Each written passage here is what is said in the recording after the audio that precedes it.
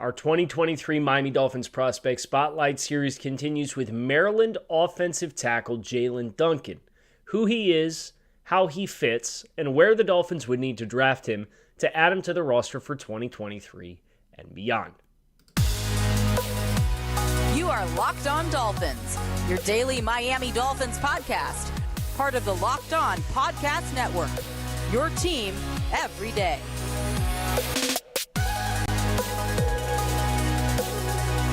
What is going on, Dolphins fans? It is Kyle Krabs of Locked On Dolphins, your team every day here on the Locked On Network. Today is Thursday, April 6th, 2023, and we are continuing our 2023 Miami Dolphins Prospect Spotlight Series looking at Maryland offensive tackle Jaelyn Duncan. I'm your host, Kyle Krabs. I want to thank you guys for making Locked On Dolphins your first Miami Dolphins listen of the day. Today's episode is brought to you by FanDuel, the official sports book of the NFL. Make every moment more. Visit FanDuel.com/lockedon to get started today. If you're not familiar with the show, lifelong Miami Dolphins fan, about decade-long draft nick now, co-host of the Locked On NFL Scouting podcast. You can find that and Locked On Dolphins on YouTube, wherever you listen to your favorite podcast. And we are doing our 9th offensive tackle. Now, we haven't done shows on 9 offensive tackles because there's a number that are just, it's facts of life. They're going to be long gone by the time the Dolphins come on the clock at 51. But we have done spotlights on Matthew Bergeron of Syracuse and Anton Harrison of Oklahoma and Darnell Wright of Tennessee and Blake Freeland of BYU. All of those previous shows have already happened. If you're interested, you can go back and catch them to get the deep dive in the Spotlight Series. We have Jaelyn Duncan and Anthony Steen left. We'll do them both today. And then tomorrow we're going to recap offensive tackle and start a new position group going into the weekend. But as I watch Jaelyn Duncan, this is an interesting one for me because I am foiling what my summer opinions were of Jaelyn Duncan and trying to reconcile the prospect that he is versus the prospect that I thought he could be.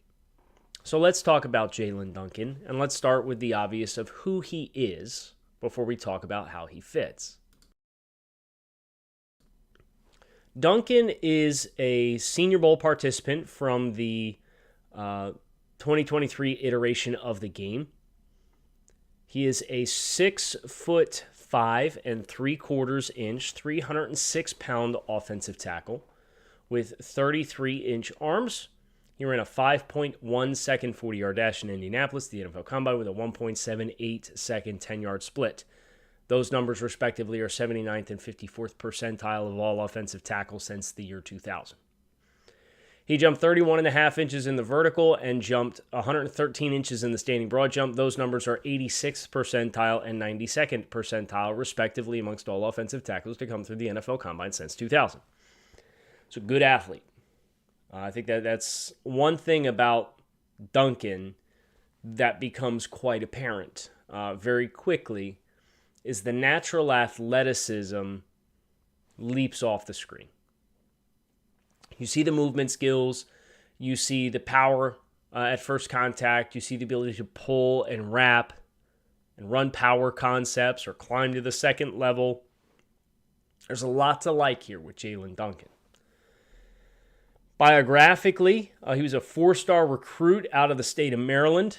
He was ranked by ESPN as the 45th overall best recruit in the country. His recruiting class, he was a 2017 Under Armour All-American. Received offers from schools like Florida, LSU, Michigan, Ohio State, Penn State, Tennessee, in addition to his attendance at Maryland. He redshirted his true freshman season in 2018. 19, 20, 21, and 22, he was a starter at left tackle. Now, he did go to the Senior Bowl, and he illustrated an ability to play on both sides of the line, so there is some swing tackle / right tackle flexibility and forecast, and I thought Duncan really showcased himself quite well in that environment to play right tackle at the Senior Bowl. Appeared to be some ambidextrous right-hand stance, left-hand stance, ability to play on both sides. His muscle memory and movement skills were clean on both sides. So I was not I didn't see anything that told me that this was an individual position-specific player. And I know some others in the space. I know I mentioned Lance Zierlein yesterday. I have a great deal of respect for Lance and the job that he does for NFL.com. And I've met Lance a number of times. His dad was an offensive line coach. Dude knows what he's talking about. His profile has Jaelyn Duncan potentially as a forecast inside to guard. I can see with the movement skills and the fact that he has 33-inch arms, which is 13th percentile for all offensive tackles to come through the NFL Combine since the year 2000.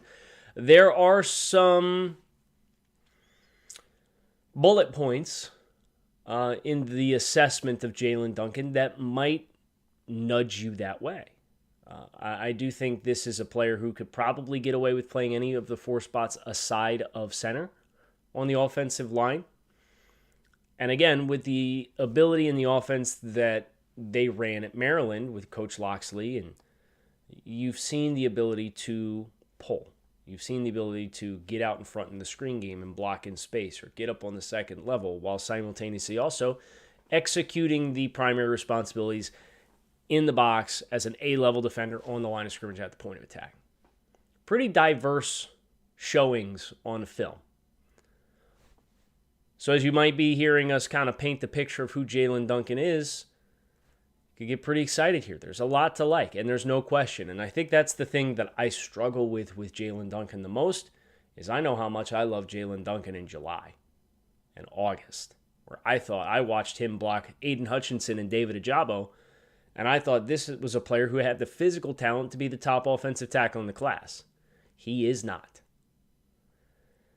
And the lack of growth and development is the area that gives me the most pause with Jaelyn Duncan. And we're going to talk a little bit more about that next on the show as we talk about what his fit would be within the Dolphins system. But before we do, I'll tell you about our friends over at FanDuel. NBA playoffs are almost here, and now's the perfect time to download FanDuel, America's #1 sportsbook, because new customers get a no-sweat first bet up to $1,000 in free bets back if your first bet does not win. How is that for peace of mind with your first bet on FanDuel? So download the FanDuel Sportsbook app. Safe, secure, super easy to use. Then you can bet on everything from the money line to point scorers to 3 scorers and everything in between. FanDuel even lets you combine your bets for a chance at bigger payouts with same-game parlays. So don't miss your chance to sign up for a no-sweat first bet up to $1,000 in bonus bets back by going to FanDuel.com/lockedon. That's FanDuel.com/lockedon to learn more. Make every moment more with FanDuel, official sports betting partner of the NBA.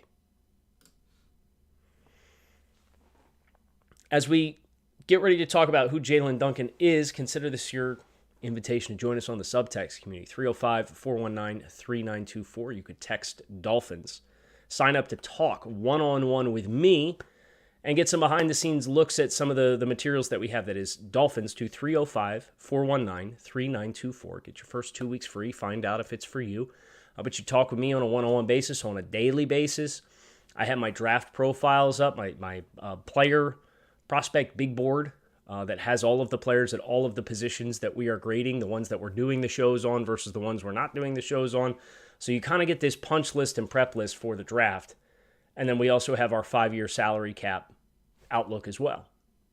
So some great resources there for part of the subtext community for your consideration. But Jaelyn Duncan himself in a vacuum, who he is. I think the thing that rubbed me the most was whoever lands Jaelyn Duncan in the draft. I think the number one prerogative that team has is you got to figure out how to light a fire under this guy's rear end. There is a certain demeanor about playing the offensive line positions at a high level. And I don't know that I consistently saw that with Jaelyn Duncan, where there's opportunities to look for additional work in pass protection if I am left uncovered. And yes, if his tight end, and the tight end number 18 for Maryland who just transferred to Bama, holy cow. Put a gold star next to that kid's name because I don't want that dude on the Dolphins next year. He's not eligible for 2023, but for 2025 or for the 2024 draft, that dude can play. And they left him on Zach Harrison in some one-on-one situations in the Ohio State game. And in those instances, yeah, Jaelyn Duncan would go help pick up Zach Harrison. But there's instances where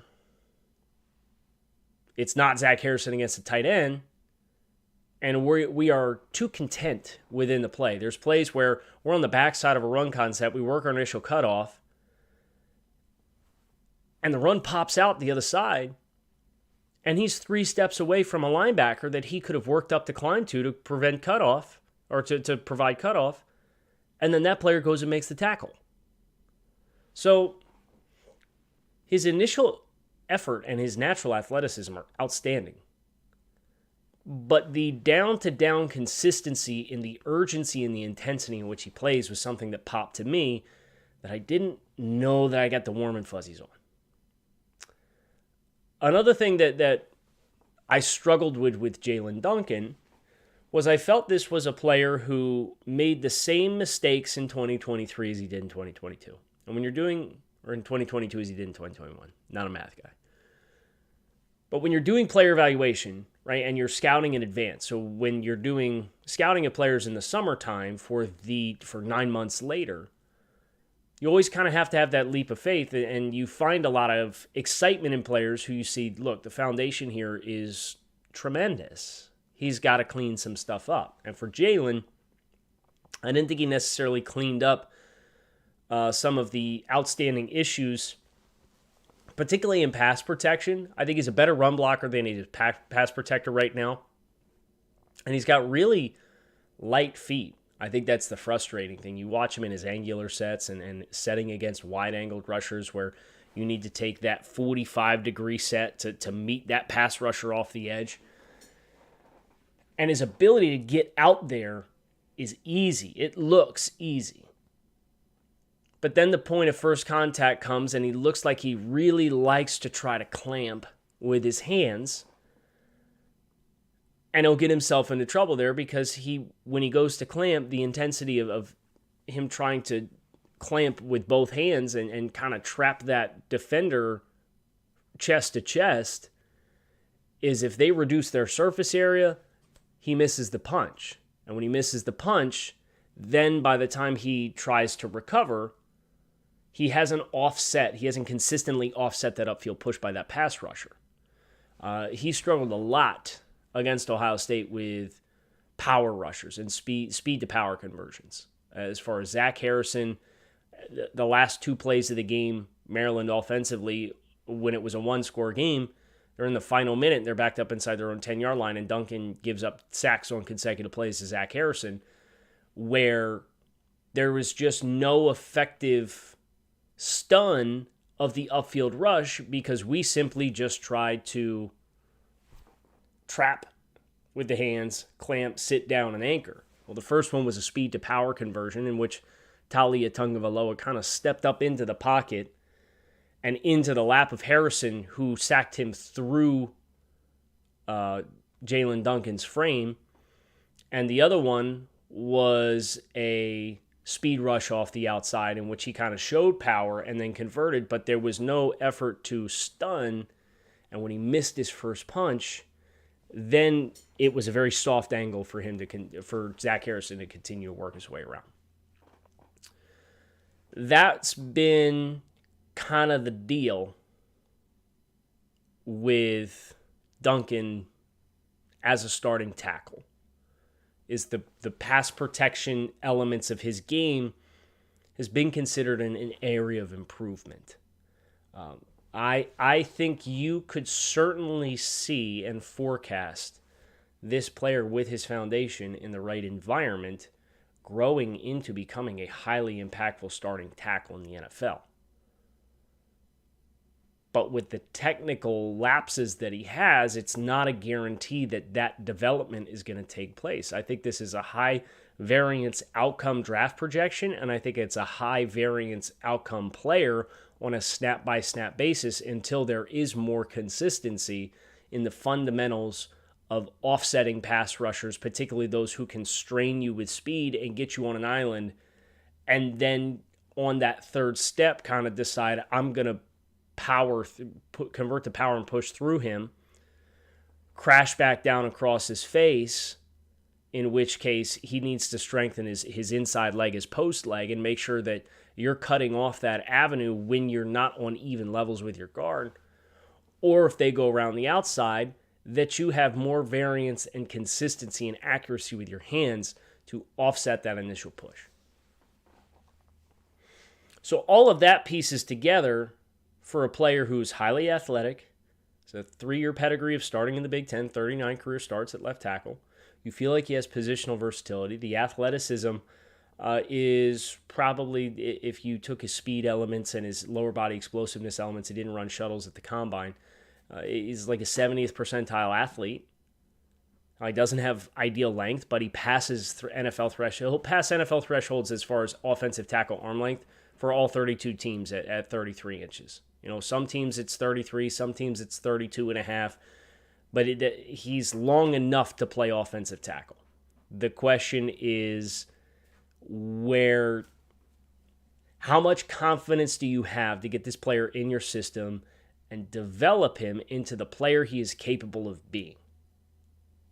And I'm not capable of answering that question. The only people who are the decision makers for all 32 teams. So we'll talk about what that outlook looks like from a draft perspective here as we close up this episode of Locked On Dolphins.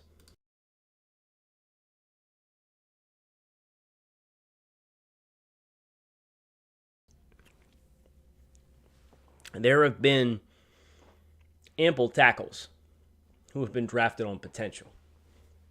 One that comes to mind is Austin Jackson. And I hate to invoke the name Austin Jackson, but if I'm being honest, I scouted Austin Jackson across 32 team profiles. I did not scout him specifically for the Dolphins. I watched him with the Dolphins in mind, but when I, as a member of at the time Draft Network, gave him a player evaluation grade, it was across all 32 teams. That was my 93rd ranked player in the draft. I gave him a 3rd round grade. He goes 18 overall. We know what the story's been. It's the troubles of drafting for need. And that's why I wish, ideally, we would get one more body on this offensive line, because I don't think Dan Feeney is enough to where you felt like you weren't boxed into a corner. And if the Dolphins don't add anyone and they don't draft an offensive lineman, I'm not going to push the panic button there either, because there's opportunities for trades and there's post-June 1 cuts. And I would appreciate the discipline, even if it would mean another opportunity went in which my anxiety that the lack of offensive linemen that were added is amplified, if that makes sense. I would rather you not overdraft a player and draft for need, i.e. Austin Jackson, and find another avenue to address the position than for you to overdraft and draft for need. And I think that's my worry with Jaelyn Duncan. As I watch Jaelyn Duncan, I think this guy should be on the board at 51. But I'm here to tell you there's a 0% chance this is the best player available at 51. Especially for the Dolphins. Especially when you compare him, and we just did this with Durham Smythe, right? We did this with Durham Smythe yesterday. We graded Durham Smythe through the same scale and lexicon, albeit grading him on an NFL curve versus grading the other guys on college curves with projection to the NFL. I graded Durham Smythe on the same things that I graded all the tight ends on, and he came in as tight end 9 out of 12 tight ends. You put Jaelyn Duncan on the board against what you have in Austin Jackson, it ain't going to be that different, in my mind. Now, there comes a point in the draft where the opportunity to add a player like this is too good to pass up on because of the potential and the gifts and the uncoachables, right? It's like Blake Freeland. Blake Freeland is a 95th percentile athlete. He's more athletic than Jaelyn Duncan. He's probably a better scheme fit, as a true scheme fit perspective, for the rushing system that BYU implemented. And he's longer than Jaelyn Duncan. But he fits in the same boat where it's like, I'm not sure this player is an apparent upgrade in year one. Now, if you just want to add competition, great. But I ain't drafting a guy to potentially compete and be the swing tackle at 51. I have bigger aspirations for that pick. I think there's a compelling case to be made at 84. That positional value plus the tools of the player might be worth swinging the bat on if he makes it there. I think about like Nicholas Petit-Frere went in the third round of the Titans last year. Some comparable elements of his game and the inconsistencies of it versus the pluses in the run game. And Petit-Frere was pretty good as a rookie for the Titans, playing right tackle. The challenge for the Dolphins, and it's the same thing that we talked about with Blake Freeland, is from a player development standpoint, if you want to draft toolsy guys, you better have somebody in here who's been preaching the same system and the same message for years. And the Dolphins have a new offensive line coach every year. So I don't have great confidence in their ability to draft and develop a talent like this and get the kind of returns and dividends that you would want and expect given the expectations of the team, which is not an easy place to find yourself in. If I hold Jaelyn Duncan up against the tackles that we've graded, Paris Johnson, DeJuan Jones, both from Ohio State, Peter Skoronski and Broderick Jones, Northwestern and Georgia, those are the four tackles that we have not spotlighted to this point. We have an expectation those players will not be on the board for the Dolphins in any capacity. They'll be gone before even Miami hits the ceiling of their trade-up opportunities. But then you have Darnell Wright, Tennessee, Anton Harrison, Oklahoma, Matthew Bergeron, Syracuse, Blake Freeland, BYU. All of those players on this 100-point scale that I'm applying to offensive tackles across the 10 traits of pass protection, lateral mobility, gravitational pull, football IQ, power at the point of attack, balance, blocking in space, anchor ability, versatility, and hand technique, all of them graded out as an 80 or higher. Jaelyn Duncan checked in at a 76.67. Blake Freeland is the 80 on the nose. He was the previous floor. And if I compare Blake Freeland to Jaelyn Duncan, and these are the two tackles that I think are highly likely to be on the board at 51 for the Dolphins, out of all the tackles we've done. I gave them an even grade for their inconsistencies in pass protection. I gave them even grades for their lateral mobility. I think that is a strong strength of both players.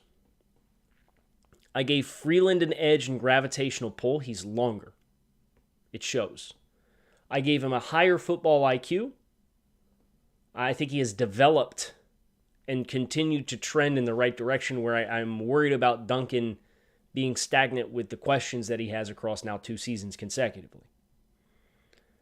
Freeland has more dynamic power at the point of attack. He's longer. He creates first contact more consistently. He doesn't have that lack of intensity question that I have with Jaelyn Duncan. I do think Jaelyn Duncan has better balance. I think he's more of a free mover. I think he's a more proportionate athlete. I think his center of gravity is much more consistent. I gave them equal grades for their ability to block in space. Duncan is smoother. Freeland is longer, has a larger gravitational pull. I gave Freeland a significantly better grade in his anchor ability. Duncan, again, really struggled with some of those speed-to-power elements, where Freeland struggled strictly with speed elements. Versatility, I think Duncan is a more versatile player. Ability to play both sides on tackle, but also I don't think Blake Freeland is built in any capacity to kick inside and play at guard. I think Duncan has the frame and stature and the length that there's some teams that actually might prefer him there. And I gave them equal grades for hand technique for inconsistencies with leverage and strike timing and hand placement and punch timing, all that kind of stuff. So if you're keeping score at home, that's 1, 2, 3. Not a math guy. 10 traits. Freeland's better in 4. Duncan's better in 2. And they get the same grade in the other 4. And that's how you end up with an 80 overall versus a 76.67 grade for Jaelyn Duncan, which puts him 9th of 9 tackles available for the Dolphins. But of the ones that I would consider to be even remotely possible of being targets for Miami based on draft forecast and valuation and predictiveness, Bergeron is the top guy. I think you've got a decent chance at Bergeron being on the board, decent chance of Anton Harrison being on the board, Freeland and Duncan. And then we'll talk about Anthony Steen, the tackle from Alabama, who's actually a guard. We'll talk about him to close this series out, and then we'll do a positional recap just like we did with tight ends, and then we're on to the next group. So we got a lot of stuff to look forward to here on Locked on Dolphins. Make sure you plan accordingly. Keep it locked in right here on Locked on Dolphins, your team every day. You can find us on YouTube wherever you listen to your favorite podcast. I appreciate you guys checking out the show. Fins up. Keep it locked in.